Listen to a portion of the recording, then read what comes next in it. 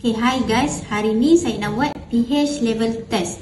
Dekat depan saya adalah air soda, air RO, air mineral dan juga flash wave. Air beralkali kita akan tengok macam mana dia punya function dan specialnya air flash wave ni, air alkali ni. Betapa dia bagusnya untuk kesihatan badan kita.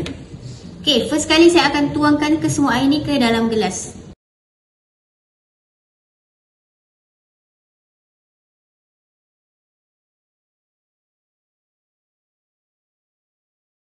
Okay, selepas tu saya akan tuangkan pH level untuk kita tahu apa dia pH level untuk air-air dekat depan ni.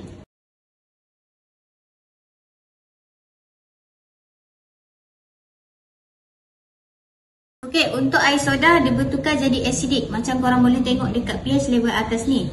Air soda acidic, air RO dan juga air mineral adalah neutral.